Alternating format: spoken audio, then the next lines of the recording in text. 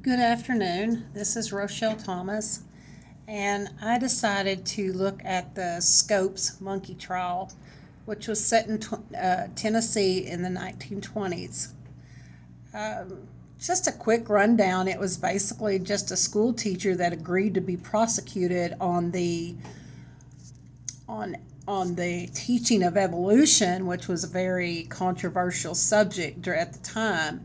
And it wasn't that anybody thought he was guilty, it was just that they were going to try him to see if it could be tried, to keep it out of schools and out of curriculum, as far as teaching it as something that was something to be believed. What this brought to mind for me is that when I first started attending grade school in the late 60s, early 70s, that this was still a very controversial subject. When I started school, the schools still had held prayer in the morning. I mean, you held prayer, you had said the Pledge of Allegiance, and at some point during the day, most teachers actually read a chapter or two from the Bible to the class.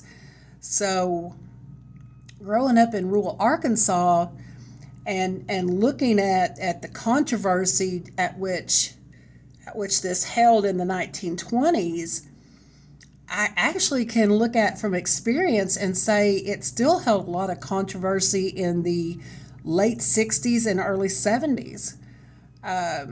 Even on into my maybe fifth, sixth grade years, when you really started getting into science, I remember a teacher actually saying that he was forced to give that perspective, and but that it was not something any of us should take serious.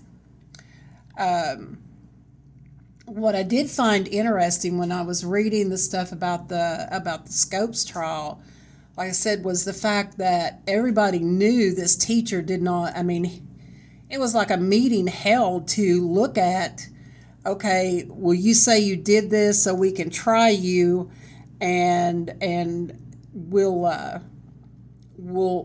use this as a basis to see where we can go on keeping this out of schools.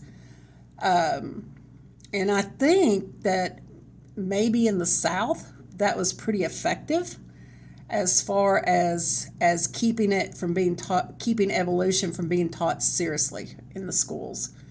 Like I said, I found it interesting that all these big players came together to do this, and it was all a farce. I'm not going to say that I believe in evolution as far as there was this giant leap made from apes to man. I don't. But I can also, in this day and age, look at things and go, okay, but everything experiences some forms of evolution.